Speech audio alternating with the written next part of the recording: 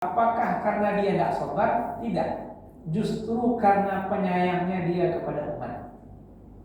Jadi, yang dibayangkan dari Maryam, yang terjadi adalah dengan dia hamil sendiri tanpa suami, itu menjadi jalan kecelakaan, kesengsaraan bagi sebagian orang.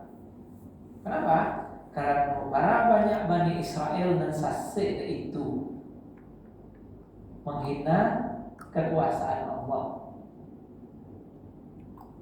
Nah, jadi itu yang terjadi dengan Maryam. Banyak yang bisa kafir dan itu hal yang dia takutkan terjadi karena peristiwanya. Kan banyak muncul kurang ajar dia kan, menuduhnya berzina padahal tidak punya bukti gitu. Kan buruk celaan Bani Israel Allah nukil di surat Maryam ini. Kalau boleh kita pakai ungkapan bahasa ayat di sini. Apa ungkapan kaumnya? Ya ukhta Harun. Ini ungkapan pujian yang dipakai mencela. Wahai saudaranya si Harun. Kenapa? Karena ayah mereka sama-sama punya nama Imran. Ayah Musa dan Harun namanya juga Imran. Ayah Maryam juga Imran. Maka di bahasa ini juga nanti ditemukan dalam surat Ali Imran. Nah, wahai saudaranya si Harun, maka abu kimra'a sau'in. Ayahmu bukan orang yang jahat. Wa maka anak ummuki bagiyah. Ibumu juga bukan pelacur. Kok kamu bisa hamil sendiri gitu? Artinya ini kan tuduhan menyempit. Kok kamu bisa berzina sehingga anak aduh tanpa laki gitu. Nah, Maryam waktu itu karena dia dari awal sudah bernazar puasa dan ngomong, maka dia hanya nunjuk anaknya perempuan. Ngecek di kuah. Nah, kecek Bani Israel, Pak Allah kami kan ngecek anak berlahir. Nah, waktu itulah Allah membuat irhas tanda kenabian Nabi Isa putra Maryam alaihissalam bisa mengecek padahal masih dalam perempuan ibunya baru lahir. Jadi dipahami oleh ulama tafsir bahwasanya Maryam mengatakan itu bukan dia takut celaan atas dirinya, tapi demikian kaumnya sasek gara-gara ujian itu. Nah, ungkapan malaikat menghibur Maryam di sini sangat indah ya. Fanadaha min tahtiha alla tahzani qad ja'ala rabbuki tahtaki sariyya. Malaikat menyuruh Maryam dari bawah di tanah kan. Jangan bersedih. Allah sudah membuat di bawahmu sampai persiapan untuk melahirkan. Ada analisa tafsir yang mengatakan bahwasanya di bawah itu sudah ada air bulan. Sehingga Maryam ini melahirkan Isa di kondisi yang sangat bagus yaitu jadi melahirkan dengan kondisi ada air itu bagus. Ya, nah itu anak kita itu tidak akan tercabut baginya baru lahir. Kenapa? Karena mereka tidak punya rasa takut. Jadi anak-anak baru lahir itu kan beranak biasanya jarang ya terbanam. Awak yang takut terbanam dan terbanam. Nah itu luar biasanya.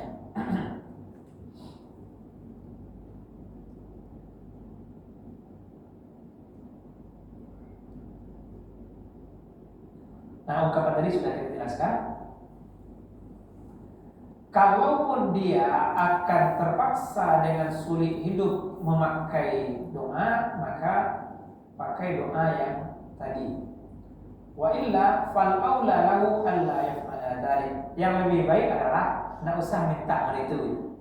Itu bahasa Imam Shalani. Jadi yang terbaik enggak usah tafwid.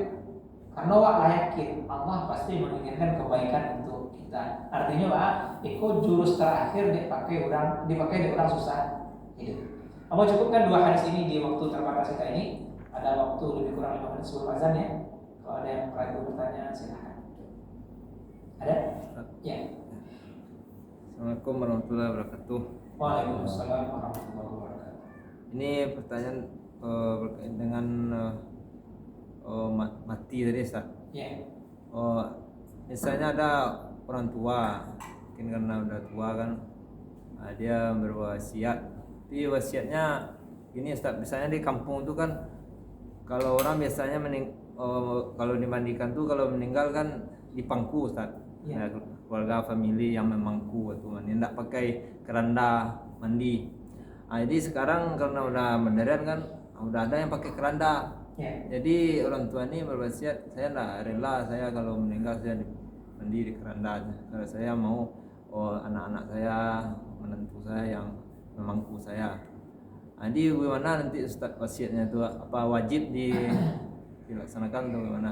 Terima kasih Ustaz. Ya, ini justru dasarnya di mazhab Syafi'i. Kenapa? Karena cara itu memandikan jenazah adalah meminimalisir kurang mencari. Maka di mazhab Imam Syafi'i mengulangkan kepada riwayat hadis Nabi SAW hanya dimandikan sendiri oleh Ali bin Abi Thalib. Caranya memang dengan melali pangku. Nah, sehingga memang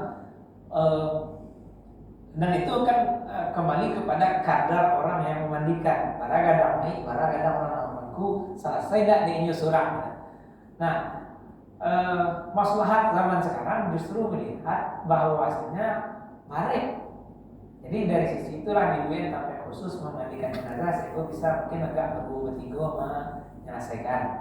Kalau ada yang berwasiat pada itu, pulang. Ini berwasiat kasihan. Kalau ini berwasiat kepada dan sanggup, maka boleh. Jadi cari dulu sianan nyagi wasiat anaknya, menantunya, sanggup tak mereka melaksanakan seperti itu? Jika kalau tidak sanggup, tidak wajib. Tidak wajib. Kenapa? Karena kita tidak menerima taklif di luar kesanggupan kita. Jadi kan bisa ukur, nalah gaya ko bara-barenya. Modelannya mati kan bisa timbang itu. Kalau model Nabi Liu kan tidak usut. Ali takut pada Liu secara badan mungkin karena memang Ali lebih muda kan. Ali umur 9 tahun lah masuk Islam kan. Nabi umur 40 waktu jadi Rasul kan jauh jaraknya dengan Nabi. Jadi Nabi meninggal umur 63, Ali baru berapa? Itu 40 dikurang 9 berapa? 31 tahun beda kan? Jadi Nabi 63 kurang 31 baru 30 tahun lagi Ali kan sedang taguk-taguknya gitu. Maka Ali sanggup. Jadi wasiat pulang kepada kesanggupan. Nah, apalagi kalau ada misalnya wasiat, kan ada cerita orang masa isu tuh. Dan kalau dia mau mati jauh gitu. Jadi kalau mati mau besok 7-an, 40-an, 100-an, itu kan pulang kepada kesanggupan mereka. Kalau memang mereka sanggup untuk bersedekah pahala makanan untuk mayit, jadi mereka mengadu jamuan makan gitu, namun cenderung harinya digeser ya. Kenapa? Karena 7-41 itu kabarnya rindu. Nah, maka kalau memang mau juga bersedekah pahala untuk mayit gitu, berbaik sangka ini maksud wasiatnya, geser. Mungkin dibiar di hari ke-8, di hari ke-41 gitu, di hari ke-99 atau hari 101 kan geser supaya tidak rindu. Nah, kalau memang orang ini sanggup, memang ada harta lebih, apalagi wasiat itu dia punya apa? Harta banyak itu kan di bahasa wasiat boleh maksimal 1/3 harta mayit, maka boleh dari 1/3 itu dipakai untuk acara itu. Jadi kalau tidak ada gitu, justru ahli waris akan memakai uang sendiri. Nah, wasiat itu jadi tidak wajib tapi jadi sunnah sesuai juga sanggupnya mereka. Kalau mereka sanggup menjamu makan orang, undang nggak satu orang tuh, lagi makan pahalanya dihadiahkan kepada yang telah meninggal, itu boleh. Kembali hukumannya ke kesanggupan. Jadi kalau dia sanggup laksanakan, kalau enggak tidak ada beban di luar kesanggupan. Demikian. Ini lagi masalah. Kita bagi, ada yang lain? Ya. Tadi juga Ustaz, Ya. tapi kurang apa Ustaz? Nah, Yang mana ya? yang tadi itu juga, tapi kurang sanggupnya ini bagaimana? Sanggup kalau fisik, kalau anak-anak cucunya udah biasa-biasa kan tuh sanggup secara fisik mampu. Tapi sekarang kan ada gengsi misalnya, karena udah ada pakai keranda, kenapa di pangku juga kan basah-basah nanti. Itu gimana Ustaz? Apa harus kalau fisik udah sanggup dia kan? Tapi mungkin karena takut basah atau kenapa jadi agak sungkan. Nah itu gimana Ustaz? Kan kita sudut pandangnya sendiri sanggup. Berarti kan Ali juga basah kan? Sia Nabi di Ali. Sepupu yo, intuo yo. Jadi kalau sudut pandangnya hanya basah, itu kan hanya peristiwa sekali seumur hidup kan? Iya. Cuma kalau kayak jauh ulang gitu kan cuma sekali itu awak mau mandirnya yang tak dulu kan? Jadi Ambo lebih cenderung di sisi itu. Kemudian juga lagi soal tawayur. Ini kan banyak menjadikan perubahan hukum ya. Tawayur itu artinya mayat berubah atau membusuk. Jadi kalau tidak taluk lo dakwah gitu, apalagi beresiko lo pindah sakit kulit ya.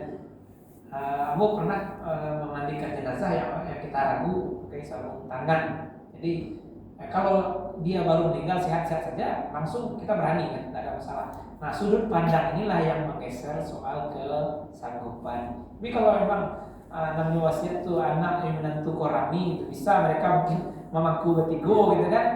Kalau ahli surang kalau mereka betigo gitu, jadi betigo memangku dan lainnya memandian membusuk semacam. Kalau bersama bisa lebih baik melaksanakan.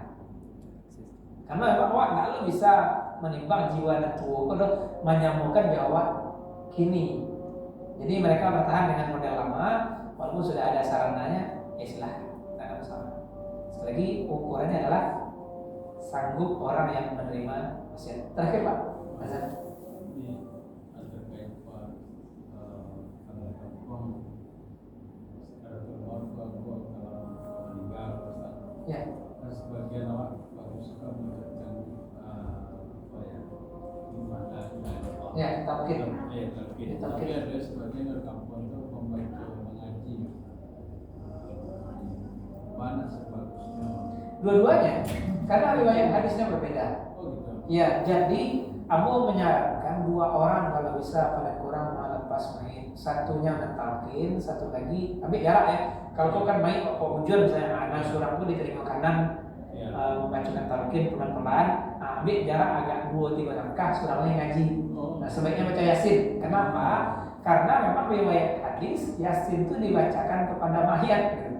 Nah, itu tekstual hadis tuh. Yasin qalbul Quran waqra'uha ala mautakum. Ini yang dipegang oleh ulama. Yasin itu jantungnya Al-Quran, maka bacakan Yasin kepada mayatmu. Nah, ada ulama yang memahami bukan mayat tapi calon mayat. Nah, jadi calon mayat yaitu orang lagi sekarat. Apa hikmah? Di antaranya Ibnu Katsir sendiri dalam tafsirnya menegaskan itu, bahwasanya dengan dibacakan Quran khususnya jantungnya yaitu Yasin, maka syaitan lari. Bagus itu. Karena syaitan sedang sibuk tiba itu menyerupu dewa nak nampak dan nak mati kan nampak itu. Nah, jadi nyo kalau hormat dia jambu misalnya, nyo satu duduk lagi juga misalnya kan, nah, nyawa mati nyo tiba syaitan menyerupu ambo tuh. Cuma nyo menyuruh sujud kayak nyo, jangan sembah Allah. Tujuannya supaya orang mati murtad. Nah, itu ujian penebaran itu. Jadi dibacakan Yasin, rahmat Allah turun, itu hikmah dipahami ulama, syaitan melari sehingga mayit ini bisa sendirian secara serius menghadapi sakaratul maut, meninggal dunia dengan la ilaha illallah. Itu jadi pembahasan kita hari mendatang, Pak. Kita cukupkan dalam waktu Isa masuk. Mohon maaf kalau ada kesalahan tempat dari kami. Subhanakallahumma wa bihamdika asyhadu an la ilaha illa anta